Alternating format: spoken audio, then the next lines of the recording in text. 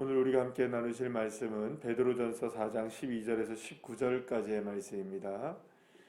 베드로전서 4장 12절에서 19절까지의 말씀 우리 다 같이 함께 합독하시겠습니다.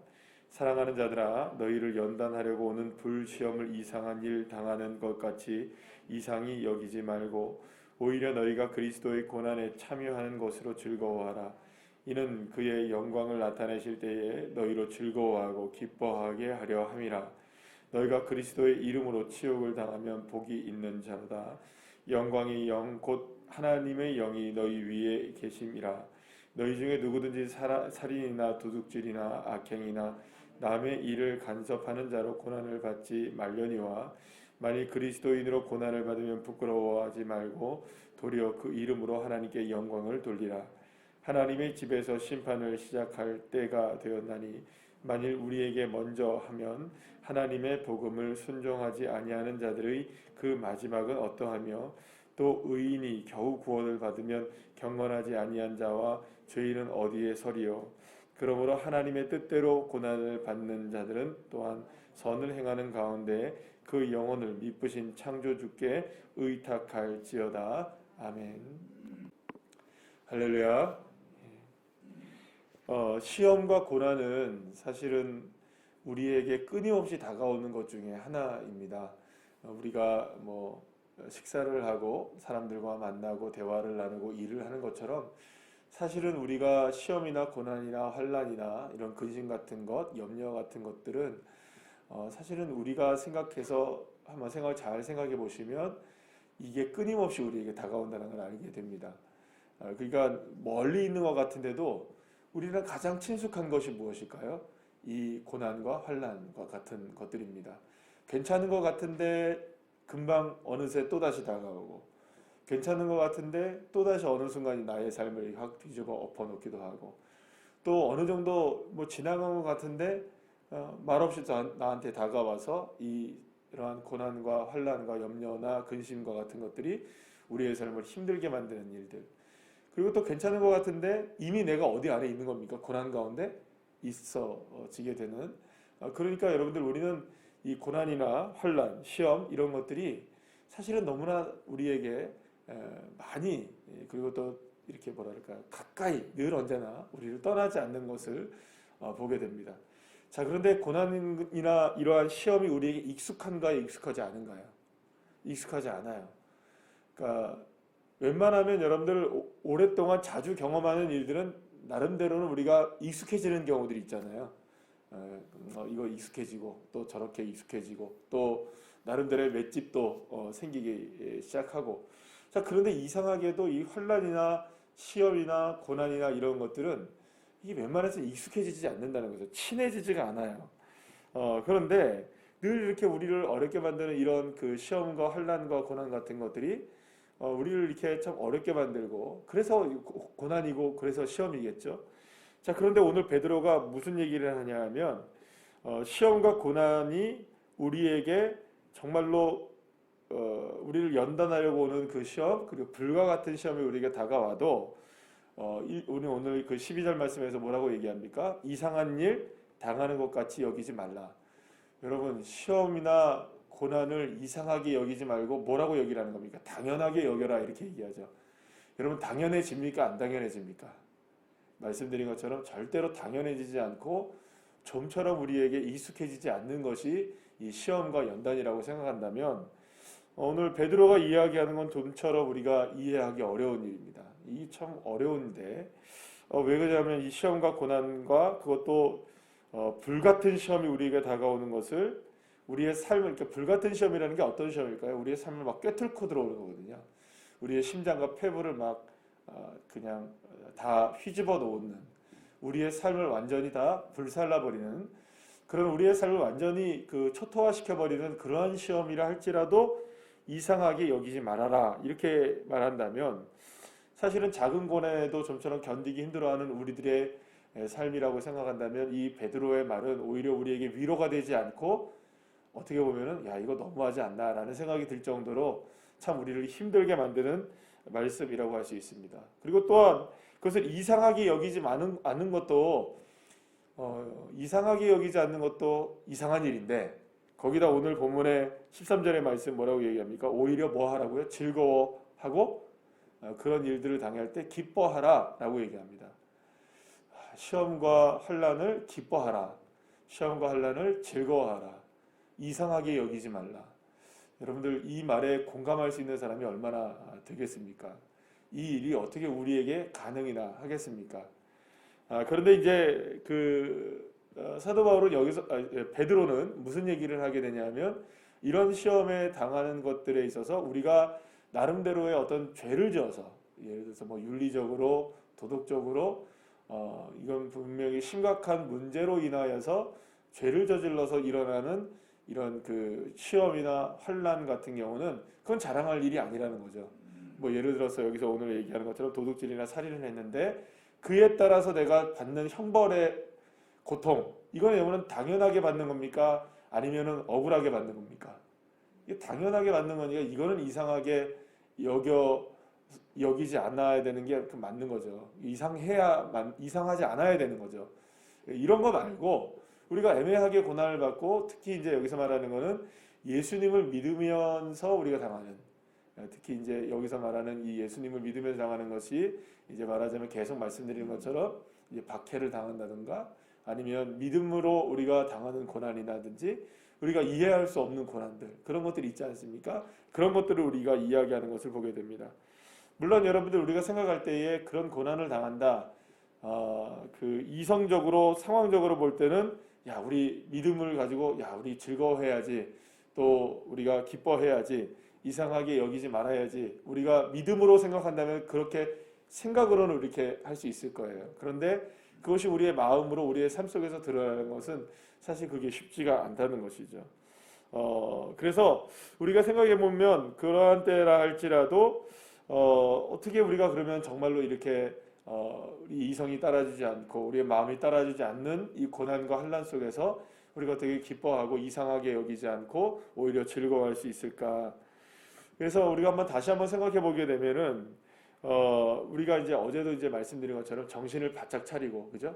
그 다음에 깨어서 근신하고 하나님 앞에 기도하고 또 그리고 또 주님을 날마다 생각하는 것. 사실은 그렇게 생각하면은 우리가 이제 이런 고난과 환난을 어떻게 이상히 여기지 않을 수 있을까? 또 어떻게 우리가 오히려 즐거워할 수 있을까? 방법은 딱 하나밖에 없는 거죠. 그러한 상황 속에서도 정신을 바짝 차리고 기도하고 또 누구를 생각하고 하나님을 끊임없이 생각하는 자리로 나가면 이야기는 달라질 수 있다는 것을 이 베드로는 이야기하고 있는 것입니다. 비록 여러분 한번 생각해 보세요. 하나님께 기도하면서 그때에도 우리가 그때는 어떻습니까? 사실은 이 하나님 앞에 생각하면 하나님을 생각하고 근신하고 깨어 기도할 때는 사실은 조금 위로를 받습니까? 안 받습니까? 이렇게 받아요. 그런데 교회 밖을 딱 나가서 세상을 딱 만나자마자 어떻게 됩니까? 또다시 우리에게 염려와 근심이 다가오게 되죠. 그러면 여러분 우리가 또 할 수 있는 건 뭘까요? 그 순간에 또다시 누구한테 엎드리는 걸까요? 예, 하나님 앞에 엎드려야 되겠죠. 그래서 여러분들 이론적으로 한번 생각해 보시죠. 이론적으로 물 위를 사람들이 걸으려면 어떻게 해야 되나요?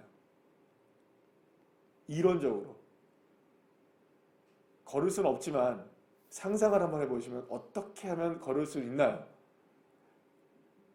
말도 안 되지만 보세요. 그렇죠. 너무나 잘 하시는 거예요. 두 발이 들어가기 전에 다시 딱 하고 빠지기 전에 또 말도 안 되지만 그죠? 새벽에 무슨 소리야 이렇게 생각하실지 모르겠지만 빠질 것 같을 때 다시 또 발을 떼고 한 발자국 더 떼고 더 이렇게 하면 빠지는 것 같지만 안 빠지죠. 그죠? 이론적으로 말씀드리는 겁니다. 그런다고 해서 우리가 중력을 거스릴 수 있는 우리 몸은 아니지만 근데 여러분 잘 생각해 보시면 이렇게 우리의 삶 속에서 중력은 우리를 계속 끌어당기잖아요. 우리의 삶을. 그런데 그걸 억지로라도 어떻게 하면 될까요? 끄집어 내야 되죠. 그죠? 그냥 빠진다고 그냥 빠지는 게 아니라 어떻게든 끄집어 다시 내고 또 빠질 수밖에 없잖아요. 왜냐하면 중력이 우리를 끌어당기니까 그러나 그때에도 다시 똑같이 어떻게 해야 됩니까? 끄집어내고. 여러분 그 운동을 이렇게 해보시면 그 푸시업이라는 게 있잖아요. 이렇게 하는 게 있는데 이거 하면 여러분들 하나 두 개 하면 이렇게 쉬울까요? 어려울까요? 계속 하다 보면 어려운데 왜 어려울까요? 계속 몸은 밑으로 내려가려고 그러고 이거를 다시 어떻게 해야 될까요? 손으로 힘을 빼서 내야 되잖아요. 그죠? 그러면 하나를 하는 겁니다. 두 개를 하고 세 개를 하고 네 개를 하는 거예요. 예를 들어 윗몸 일으키기도 마찬가지입니다. 누워 있다가 다시 일어나려면 어떻게 합니까? 밑으로 끌어당기잖아요. 근데 다시 복근에 힘을 가지고 어떻게 해야 됩니까? 다시 일어나야 되잖아요. 그죠? 힘을 줘야만 하는 거예요. 아니면 어떻게 됩니까? 일어나다가도 또 올라가더라도 다시금 그게 밑으로 떨어져 버리는 거예요. 자, 저는 여러분들한테 이런 말씀드린 겁니다. 우리의 삶을 계속해서 우리를 고난과 환난과 시험으로 끌어당깁니다. 계속해서. 그리고 그때 우리가 그것을 이겨낼 수 있는 방법 딱 하나밖에 없는 거예요. 영적 근육밖에 없는 거예요. 그것을 뭐랄까 밀치고 일어날 수밖에 없는 거죠. 왜? 빠지면 안 되니까. 그 상황에 빠져버리면 우리는 넘어져 버리니까. 그 넘어지는 것보다 어떻게 하는 게 낫습니까? 온몸의 힘을 다해서라도 그 자리를 박차고 일어나는 방법밖에 없잖아요. 그게 영적 근육인데요. 그 영적 근육이 우리에게 무엇을 통해서 강화되어지느냐? 하나님을 생각하는 것이죠. 그리고 그것이 정신을 바짝 차리고 근신하여 깨어서 뭐 하는 겁니까? 하나님 앞에 기도하는 것이죠. 늘 언제나 우리의 삶에는 계속해서 그렇게 우리를 넘어뜨리는 자리로 우리를 끌어당깁니다. 여러분 마귀가 그냥 성경에서 우는 사자같이 두루다니며 삼킬 자를 찾는다는 이 말을 여러분 너무 쉽게 생각하지 마십시오. 정말입니다. 어떻게 해서든 끌어내립니다. 우리를. 어떻게 해서든지 정상적으로 믿음의 삶을 살려고 하게 할까요? 아니면 요만큼이라도 빌미를 줘서 거기에서 우리를 시험에 빠지게 할까요? 시험에 빠지게 합니다. 환난에 빠지게 합니다. 염려와 근심에 휩싸이게 합니다. 그러나 그때 우리에게 필요한 건 뭡니까? 영적 근육을 사용할 수 있어야 되는 거죠. 그런데 이 영적 근육은요, 절대로 그냥 생기지 않습니다. 한 사람은 할 수 있습니다. 그런데 생각으로만 있는 사람은 절대로 못해요. 제가 조금 운동을 심하게 많이 하는 건 아니지만 그냥 집에서도 이렇게 운동을 해보니까요, 여러분. 운동 안 하는 게 편할까요? 운동하는 게 편할까요? 안 하는 게 편합니다. 안 하는 게 편해요. 그런데 여러분들, 이 운동을 안 하면요, 금세 근육이 죽어요. 금세. 근데 계속 하다 보면요, 여러분들, 할 수 있게 되더라고요. 제가요, 살이 이렇게 있었을 때는요, 팔굽혀펴기를 몇 개 하는데도 힘들었어요. 근데 지금 몇 개 하는 줄 아십니까, 제가? 매일? 한 150개 이상을 해요. 물론, 처음부터 150개를 쉬지 않고 하진 않습니다. 그럼 죽습니다. 그러니까 쉬었다가 한 30개 했다가 또 쉬었다가 30개 했다가 이렇게 해서 한 6세트, 7세트 이렇게 해요. 근데 처음에 됐을까요? 안 됐을까요? 절대 안 돼요. 근데 하니까 되더라고요. 하니까. 근데 여러분들 생각해 보시면 기도도 그렇고 하나님을 생각하는 것도 똑같습니다. 똑같아요. 할 수 있습니다. 우리의 영적 근육을 기를 수 있다는 거예요. 기도의 자리에 나와서 기도하고 어쨌든 하나님을 생각하고 어느 순간에서도 주님을 향해 돌아오고 기도하고. 그래서 여러분들, 저와 여러분이 늘 언제나 머물러야 될 자리는 어느 자리인 줄 아십니까? 십자가의 자리인 거예요. 늘 언제나 십자가의 자리에서 주님을 바라보는 그거 하나밖에 없습니다. 그러면 여러분들 우리가 물에 안 빠지는 겁니다. 빠질만 할 때 다시 다리를 들어 올리는 거예요. 또 빠질만 하면 다시 또 다리를 올리는 거예요.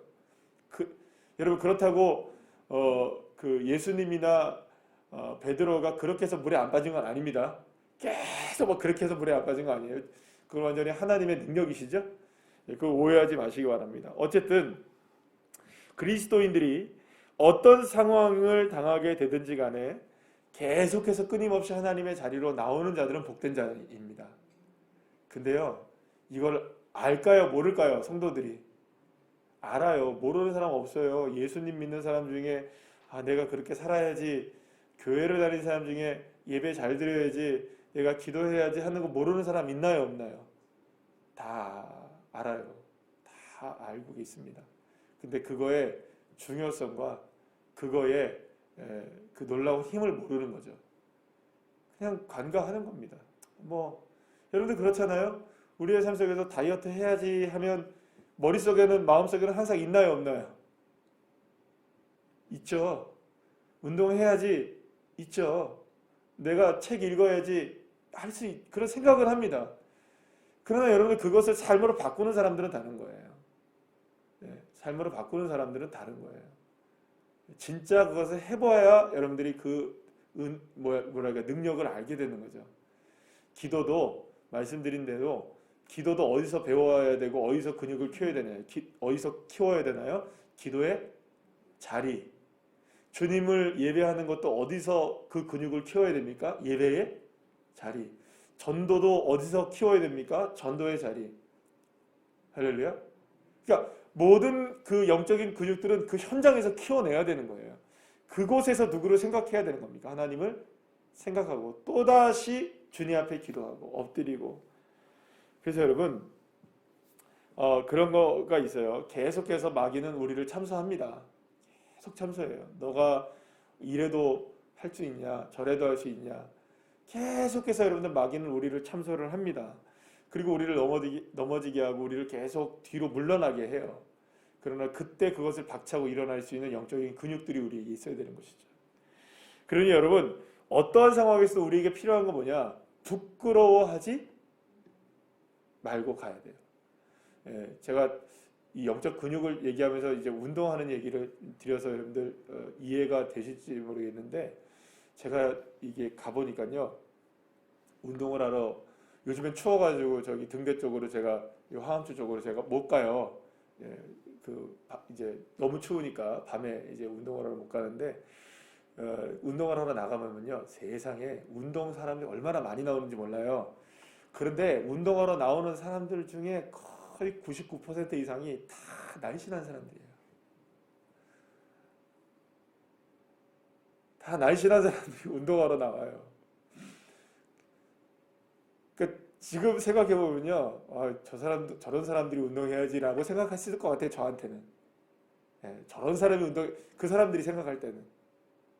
근데 보면요, 여러분들 이렇게 살이 쪄서 정말 운동해야 될 사람들은 운동의 자리에 안 나와요. 진짜 운동이 필요한 사람들 누굴까요? 그런 사람들인데, 운동의 자리에 가면 여전히 운동하고 날씬한 사람들만 계속 운동하고 있다는 거예요. 그래서 생각했어요. 야, 이것도 빈익빈 부익부구나. 근데 교회도 똑같아요, 여러분들. 신앙도 똑같은 것 같아요. 아니, 세상에 보면 늘 기도하시는 분들만 기도해요. 늘 주님 앞에 이렇게 열심히 사람들만 열심히 해요. 희한하죠? 정말 기도해야 될 사람들은 기도의 자리에 없고, 이분들은 기도 별로 안 해도 될 것 같은데 하시는 분들은 기도하는 거예요. 그러면 그분들을 기도할까요? 왜 할까요? 죽으나 사나 기도해야 산다는 걸 알기 때문에요. 죽으나 사나 이 영적 근육이 풀어지기 시작하면 내가 일어설 수 없다는 것을 아시니까 하시는 겁니다. 그래서 이 추운 새벽에도 여러분들이 영적 근육을 키우기 위해서 이 자리에 나와 있는 줄 믿습니다. 오늘도 여러분들이 주여 한 번을 외치고 하나님을 생각할 때 여러분들의 영적인 근육들이 막 생겨나고 강화되어져서 우리가 어떤 시험과 환난을 당해도 능히 막아낼 수 있는 믿음의 방패가 되게 하시고, 말씀의 검이 되게 하시고, 또 주님께서 우리에게 구원의 투구를 쓰게 하셔서, 그리고 또 어디든지 들어갔을 때마다도 평안의 복음의 신발이 되게 하시는, 그래서 이렇게 주님 앞에 나와서 주님을 생각하는 이 시간을 통해서 영적인 근육들이 막 생겨서 그 어떤 상황 속에서도 주님의 영광을 맛보는 주의 자녀들이 되시길 소망합니다. 마지막 구절에 보시면요, 주님께 창조주께 뭐라고요? 의탁할지어다 나오죠. 의탁하다는 말은요, 증명하다는 뜻이 있어요. 그러니까 증명하는 건 뭡니까, 여러분들? 아, 내가 이렇게 믿음이 있다는 것을 삶으로 뭐 해야 되는 겁니까? 드러내야 되는 거죠. 주님께 창조주께 의탁하라는 말은 단순하게 기도하는 것 이상의 의미가 있는 거예요. 그 기도하는 걸 증명하셔야 되는 거예요. 주님을 믿는 것을 증명해내야 되는 겁니다. 영적인 근육을 보여야 하는 거예요. 보여야 하는 거예요. 사랑하는 여러분, 그것을 증명해내시길 소망합니다. 증명하셔야 돼요. 많은 분들이 그렇게 어떻게 하면 되냐고 얘기를 해요. 어떻게 하면. 지름길이 없어요, 여러분. 방법은 없어요. 매일 꾸준히 하나님 앞에 어떤 순간이라도 영적인 근육을 키워낼 수 있는 방법밖에 없어요. 요행을 바라지 말고 그저 오늘도 그 상황 속에서 하나님을 생각하고 다시금 엎드려 기도하고, 그래서 지금 내가 주님을 바라보는 자리로 나아가는 것을 삶을 통해 증명해내셔야 돼요. 이 방법밖에 없다는 거. 하나님의 은혜가 그렇게 여러분들의 삶에 임하셔서 영적인 근육이 날마다 자라나는, 강화되어져 나가는, 그래서 어떤 환난 속에서도 이상히 여기지 않고 그래 즐거워하지 뭐 기뻐하지 할 수 있는 믿음의 자리들 한 분 한 분들 다 되시기를 간절히 축복합니다. 기도하시겠습니다.